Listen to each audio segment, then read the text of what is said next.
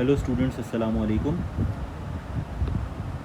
Linear अलजब्रा आपका subject है और आपको जो है लीनियर अलजब्रा, सबसे पहले तो मैं आपको एक चीज़ ये बताऊं कि लीनियर अलजब्रा के अंदर हमारे पास जो है दो टॉपिक्स हैं जो हम कवर करेंगे। पूरे लीनियर अलजब्रा सब्जेक्ट के अंदर हमारे पास सिर्फ दो टॉपिक्स हैं। एक आपके पास जो है मैट्रिसेस है और सेकंड आपके पास क्या है, वेक्टर्स है। ठीक है, जो हमारी मिड टर्म होगा, मिड टर्म से पहले हम जो है मैट्रिसेस को कोशिश करेंगे पूरा कवर अप कर लें और मिड टर्म के बाद हम लोग जो है वेक्टर्स पे स्विच ऑन कर लेंगे। थोड़े बहुत टॉपिक्स अगर मैट्रिसेस के रह जाएंगे तो मिड वन के बाद हम लोग जो है डिस्कस करेंगे।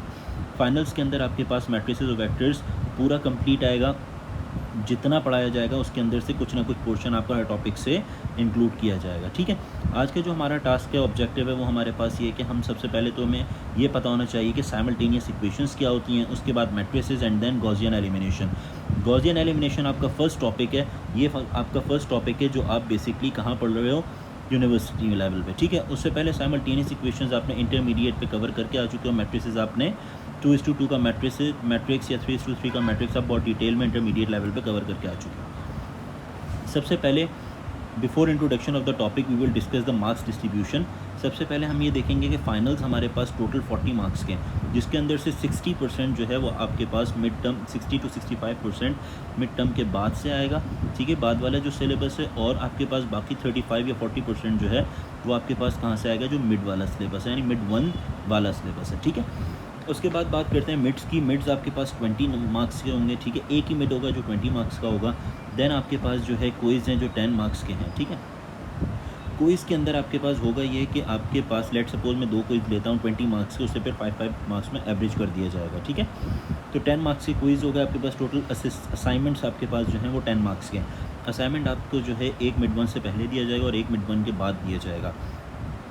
देन आपके पास प्रोजेक्ट है। प्रोजेक्ट आपका 15 मार्क्स का है। एंड देन क्लास प्रेजेंटेशन है या क्लास परफॉर्मेंस है जो आपकी जो है 5 मार्क्स की। तो टोटल आप सम अप करते हो तो आपके यहाँ पे 100 मार्क्स कंक्लूड किए जाते हैं। ठीक है, अब आपसे बात करते हैं मूविंग ऑन कि लेट सपोज अगर मैं आपसे ये कहता हूँ कि सबसे पहले तो, क्योंकि आप मैट्रिसेस बहुत डिटेल में पढ़ के आ चुके हो, 2:2 का मैट्रिक्स, 3:3 का मैट्रिक्स, तो मुझे ये एक्सप्लेन कर दो कि मैट्रिक्स मेन डेफिनेशन क्या होती है, यानी मैट्रिक्स किसको कहा जाता है। मैट्रिक्स आपके पास क्या होता है कि नंबर्स, जो भी आपके पास नंबर्स हैं, जैसे हमारे पास नॉन ज़ीरो हो या ज़ीरो नंबर्स हो, नेगेटिव हो पॉजिटिव हो, doesn't matter, but in the form of a integer.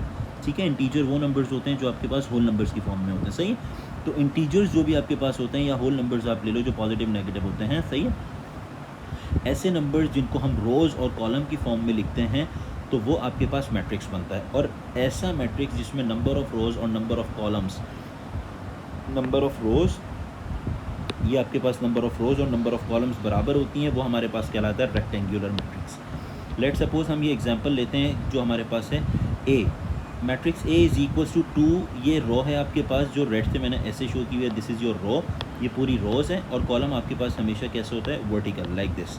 ठीक है, तो ये 2 और ये 3 ये आपके पास रो में लिखा हुआ है, -1 और 4 ये आपके पास रो में लिखा हुआ है। ठीक है, तो 2 रोज़ हैं आपके पास इस तरीके से और 2 कॉलम्स हैं। नंबर ऑफ़ रोज़ आपके पास 2 हैं और नंबर ऑफ़ कॉलम भी आपके पास 2 हैं। क्योंकि दोनों सेम है तो हम कहेंगे ये एक रेक्टेंगुलर मैट्रिक्स है, रेक्टेंगुलर एरे हमारे पास बनता है। सही है, ये कोई हार्ड एंड फास्ट नहीं होता कि सिर्फ 2 हो सकता है 3:3 का, हो सकता है 4:4 का, हो सकता है 50:50 का।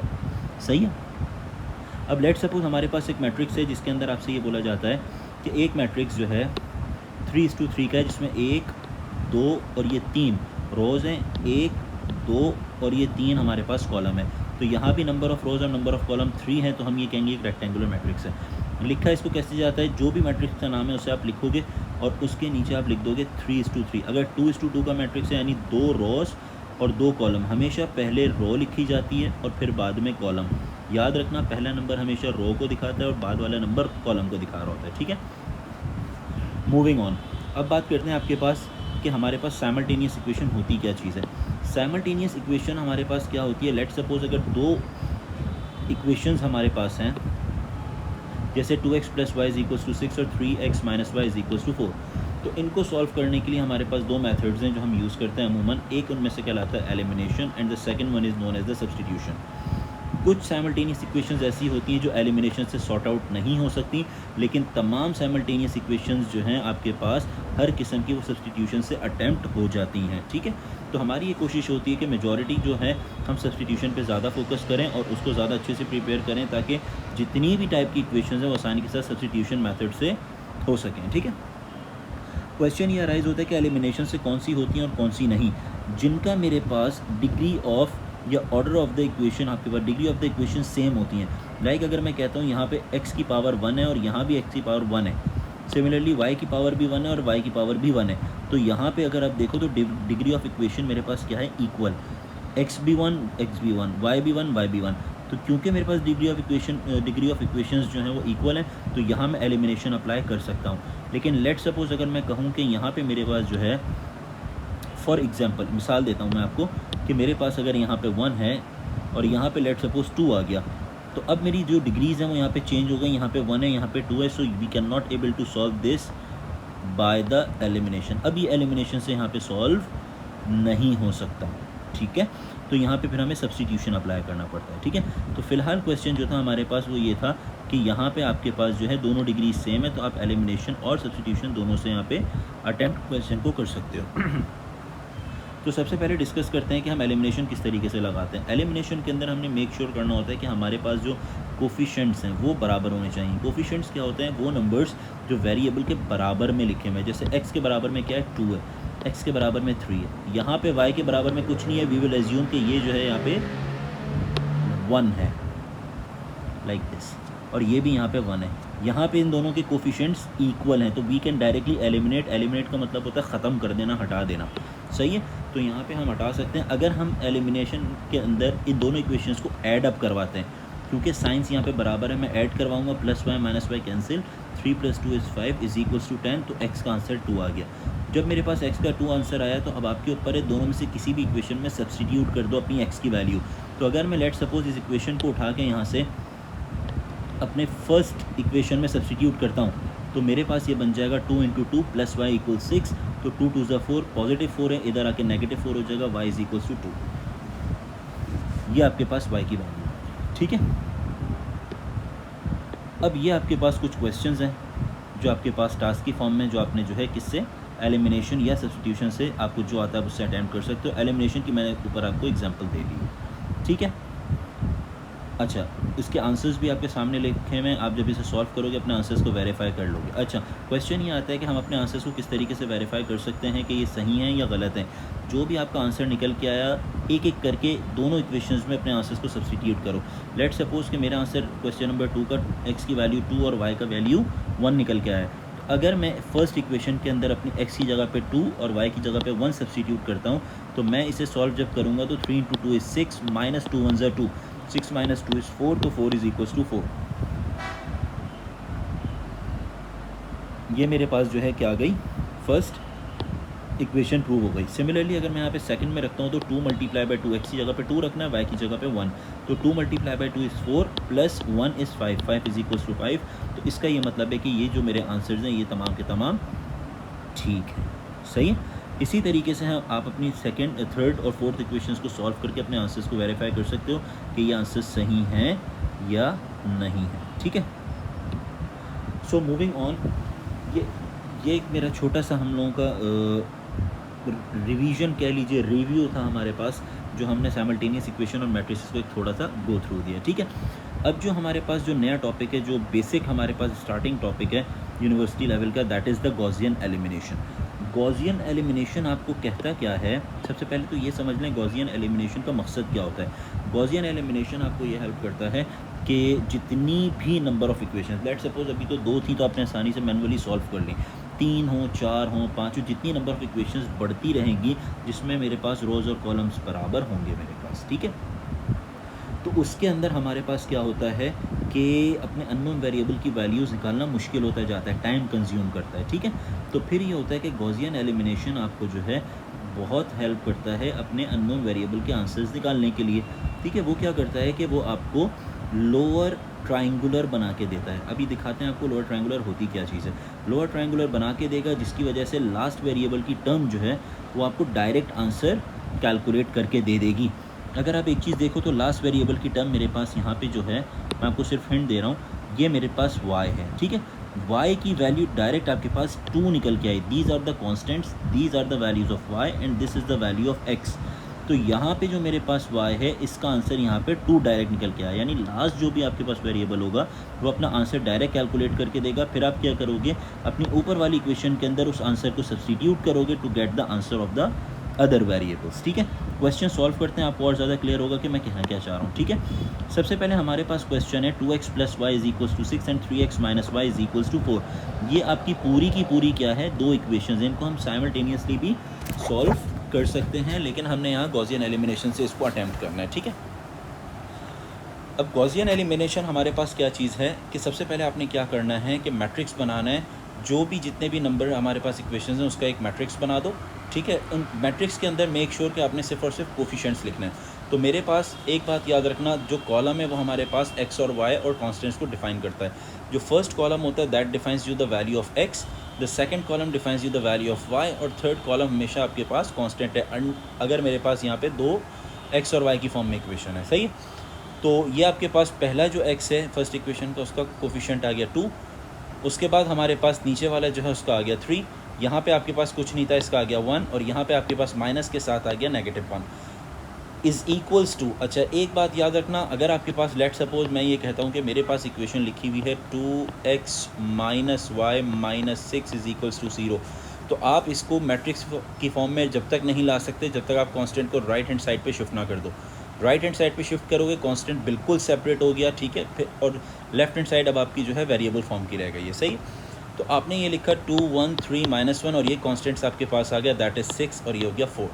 अब नेक्स्ट स्टेप में आपने क्या करना है, सिर्फ दो रूल्स इस पर अप्लाई किए जाते हैं। एक कि आपने यहाँ पे लीडिंग वंस बनाने हैं। लीडिंग वन का मतलब ये होता है कि मेरे पास लेट सपोज अगर एक रॉ है, रॉ ये रही, एक रॉ है फर्स्ट रॉ और सेकंड हमारे पास ये रही, तो मैं ये कह लेता हूँ this is your first one and this is your second one. तो जो फर्स्ट रॉ आपके पास होती है उसके अंदर पहला नंबर जो आपके पास हो वो हमेशा 1 होना चाहिए, ये आपने याद रखना है। तो अगर मैं अपनी ऊपर वाला मैट्रिक्स देखता हूँ तो इस मैट्रिक्स के अंदर पहला नंबर 2 है, तो मुझे 1 बनाने के लिए रो 1 पूरी रो 1 को डिवाइड करना पड़ेगा 2 के साथ। तो जब मैं 2 / 2 करूँगा 1, 1 / 2 करूँगा 1/2, 6 / 2 करूँगा तो आंसर आ जाएगा 3। अब ये मेरा पहला जो रो है ये मेरे पास लीडिंग 1 बन गया। उसके बाद सेकेंड रो मैंने वैसे ही लिख दी 3 - 1 4, ये आ गया 3 - 1 4। क्लियर। अब अपने नेक्स्ट स्टेप के अंदर क्या काम करना है, आपकी की कोशिश होती है लोअर ट्रायंगुलर बनाना। लोअर ट्रायंगुलर की मैं आपको शेप बता देता हूँ कि लोअर ट्रायंगुलर होता कैसे। लोअर ट्रायंगुलर का मतलब है 1 1 and 1 in the diagonal form, और रिमेनिंग जो लीडिंग वंस हैं उसके नीचे तमाम टर्म्स 0 आएंगी। अगर मैट्रिक्स लेट सपोज 2:2 का है तो हमारे पास लीडिंग 1 के नीचे 0 आ गया और फिर ये आपके पास ये 1 आ गया। अब लोअर ट्रायंगुलर का मतलब ये कि अगर मैं इसे ड्रॉ करता हूँ तो ये मेरे पास एक इस तरीके से लोअर ट्रायंगुलर बन जाएगा। This is the lower triangular, this is the lower triangular. ठीक है, तो आपने लोअर ट्रायंगुलर बनाना होता है गॉसियन एलिमिनेशन के अंदर। तो अब मेरे पास जब लीडिंग 1 आ गया तो मुझे लीडिंग 1 से नीचे वाली टर्म को 0 करना है। इसको लिखने के लिए एक पैटर्न होता है जिसे यहाँ पे डिफ़ाइन किया है मैंने, कि अगर मैं लेट सपोज अपनी इक्वेशन नंबर 1 को जो अब 1 बन चुकी है, जिसका लीडिंग 1 आ चुका है, इसको मैं मल्टीप्लाई बाय 3 करता हूँ और सब्ट्रैक्ट करता हूँ R2 में से। एक बात हमेशा याद रखना, जो मेन की पॉइंट है वो ये कि जिस इक्वेशन में चेंजिंग्स करनी है, R2 में मुझे चेंजिंग करनी है क्योंकि इसमें मुझे 0 बनाना है, तो आप क्या करोगे, सब्ट्रैक्शन के वक्त R2 को ऊपर रखोगे, जिस में चेंजिंग करनी है उसको ऊपर रखा जाएगा। तो मुझे चेंजिंग करनी है R2 के अंदर, तो 3 - 1 4 इसे मैं ऊपर लिखूँगा, और फिर जो दूसरी है जिसे मल्टीप्लाई करवा रहा हूँ मैं रिमेनिंग अपने नंबर्स के साथ 3 के साथ, तो वो नीचे लिखा जाएगा। तो 3 1 3, 3/2 एंड 3 3 9, तो 3 3/2 और 9 ये आपके पास आ गया। अब जब आप सब्ट्रैक्ट करोगे तो पॉजिटिव वाली term negative, positive negative, positive and negative, positive 3 और नेगेटिव 3 कैंसिल हो गया। -1 इन -1/2 इज़ -5/2 और 4 - 9 इज़ -5। ये आपके पास जो आ गई चेंज होके आ गई सेकेंड रो। अब आपने सेकेंड रो को लिख दिया 0 -5/2 और -5। अब आपका नया मैट्रिक्स ये पूरा बन गया। ठीक है, अब लास्ट काम जो होता है वो क्या होता है, अगर हम देखें लोअर ट्रायंगुलर के अंदर कि हमारे पास यहाँ पे 1 बनाना है हमने डायगोनल के अंदर, तो आप क्या काम करेंगे, यहाँ पे मुझे 1 लेके आना है, इस पोर्शन पे 1 लेके आना है, तो मैं क्या करूँगा, मल्टीप्लाई R2 बाय -2/5, पूरी इक्वेशन को -2/5 से मल्टीप्लाई करवाऊँगा। जब मल्टीप्लाई करवाऊँगा तो 2 कैंसिल हो जाएगा ऊपर वाला, यानी इसे आप ऐसे समझ लें कि मैं लिख देता हूँ आपको मल्टीप्लाई बाय -2/5, और यहाँ भी ऐसे ही होगा मल्टीप्लाई बाय -2/5। अब हुआ क्या? अब हुआ ये कि हमारे पास यहाँ पे ये 5 से 5 कैंसिल हो गया, 2 से 2 कैंसिल हो गया, 1 आ गया, और ये 5 से 5 कैंसिल जब हुआ तो आंसर हमारे पास आ जाएगा 2। और ये नेगेटिव था, नेगेटिव इंटू नेगेटिव पॉजिटिव, और ये इसका जो नेगेटिव हमारे पास था -2/5 का, तो ये माइनस और ये माइनस भी हो गया प्लस। क्लियर हो गई बात? सही है। तो मैं इसे थोड़ा सा रफ कर देता हूँ। अच्छा, अब हमारे पास यहाँ पे क्या हुआ कि आपने जब चेंजिंग्स कर दी तो ये कैंसिलेशन हो गया, कैंसिल होकर आपके पास जो टर्म आ गई वो क्या आ गई, 0, 1 और 2 आ गया। अब हम अगर आप ऊपर देखो तो हमने एक चीज़ ये देखी थी कि 2 आपके पास यहाँ पे वेरिएबल फॉर्म थी, और तीसरी जो थी हमने एक लाइन से उसे सेपरेट किया था, जो हमें सिर्फ ये बता रही थी कि ये हमारे पास क्या चीज़ है, कॉन्स्टेंट्स हैं, यानी आंसर्स हैं हमारे पास ये। ठीक है, तो अगर मैं इसे यहाँ से ऊपर लेके आता हूँ तो हम इस चीज़ को आइडेंटिफाई करेंगे कि ये बेसिकली है क्या चीज़, दीज आर योर आंसर्स, ये हमारे आंसर्स हैं। तो मैं ये कह सकता हूँ कि क्योंकि हमें ये पता है कि ये पूरी की पूरी x को डिफ़ाइन करती है, this whole defines you the value of x and this whole defines you the value of y, तो मैं ये कह सकता हूँ कि y इज़ इक्वल्स टू 2, ये मेरे पास पहला निकल के आ गया। सही। अब मैं क्या करूँगा अपनी वैल्यू के लिए, क्योंकि ये कोफिशेंट्स हैं x, y और ये कांस्टेंट है 3, तो मैं इक्वेशन फॉर्म करूँगा। x का कोफिशेंट 1 था तो 1x into x is x, plus coefficient of y is 1/2, तो 1/2y इक्वल्स 3।